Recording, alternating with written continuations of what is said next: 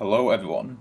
So now that Game of Thrones has come to its conclusion after episode 6 of season 8 officially going live, I'd like to talk about the major decision that was made by the writers that effectively concluded this entire story of the Game of Thrones, and what it says about the world we live in. Obviously I'm delving into spoilers here for the final episode, so be warned.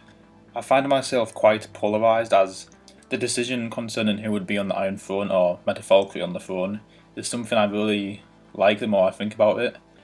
Honestly, ever since they decided to kill the Night King so early in the season, they have been disappointing us with illogical decisions, which is clearly stemming from rushed storytelling. Not to mention all the character arcs have been utterly blundered. This is why I am surprised I actually have something positive to say about the culmination of Game of Thrones. There's a lot of things that have boiled my piss in this season, and overall, my outlook is mostly negative for Season 8. I will cover the nitty-gritty details of why I think Season 8 was poorly written in another video, but in this video I'll be talking about what took me by surprise, a decision that I didn't expect to agree with so much until I thought about it more. So the finale of Season 8 has Bran Stark crowned as the king of the Six Kingdoms. To lay the groundwork of an understanding between me and anyone viewing this out there, I do think the execution of this idea was a bit iffy. It seemingly came out of nowhere. This was a result of the rush storytelling I mentioned before. When I heard the leaks that Bran Stark would be the king, I thought nothing of it really. I just thought it was something the writers were doing to purely subvert expectations, since that seems to be their driving force for everything they did in Season 8. But after watching the finale, I thought about the implications of Bran Stark, the Three-Eyed Raven, being the ruler of Westeros. Then I hence deduced that Bran Stark is the perfect king for Westeros. It won't take me long to explain this, as it's rather straightforward. Here's why. Bran Stark is the Three-Eyed Raven. The Three-Eyed Raven is an entity that can see all of history. He can see anything that has happened anywhere, anytime. He can also see everything that is happening in the present. He quite literally has eyes everywhere. Not metaphorically, but figuratively. The Three-Eyed Raven has no emotions. When Bran Stark became the Three-Eyed Raven, Bran ceased to exist as on a personality psychological level, as he no longer carries the memories of only Bran Stark, but the memories of everyone, everything. Since memories is what mainly comprises a personality, he is no longer just Bran Stark. Given that, when making a decision, he will think pragmatically, logically as the king. His intelligence will not be breached by emotions, beliefs, or desires.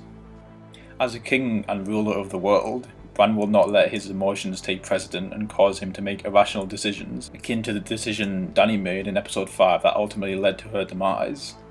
He has the entire history of Westeros in his head. He can learn from all of it. This is the reason we are taught history in school, because in learning history we don't let history repeat itself. Bran has the complete understanding and know-how to prevent the violent history and war in Westeros repeating itself. He has an all-encompassing view and outlook of everything that is happening, and what everyone is doing. If someone is conspiring against him to commit treason, he will know by the nature of being the Three-Eyed Raven. Upon finding out, he won't just kill them or execute them. He will be able to negotiate and simply talk with the traitor and understand him, as Bran can also see the past and what people have experienced. He will have complete empathy for everyone in the world and their ideologies, as he can see all sides of things, all perspectives, all insights.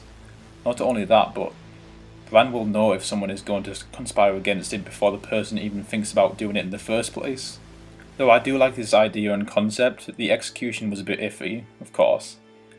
All we get regarding this is Tyrion insisting that he has thought about this for a lot of time, along with his short summary towards the end of the episode of why he should be king.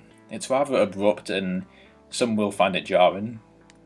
But nevertheless, Bran Stark is the embodiment of a perfect ruler and king to the extent of fantasy. The ideal perfect ruler is something that will never exist in the real world.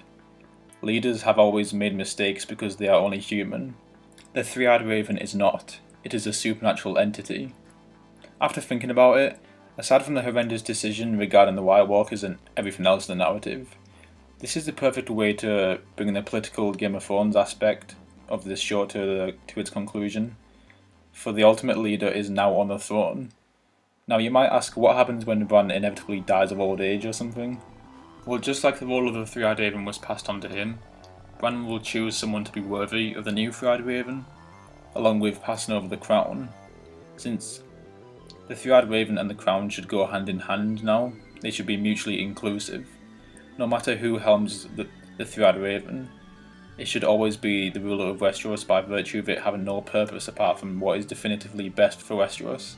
Despite this season's many downfalls, on that note, I find it satisfying for the show to cut to black and roll credits for the very last time, knowing that Westeros will forever be a more peaceful and civilized place than ever before. What this says about the world we live in is simple. This is something that will never happen. Humans will always find something to squabble and fight over because war is in our nature, and the perfect ruler will never exist.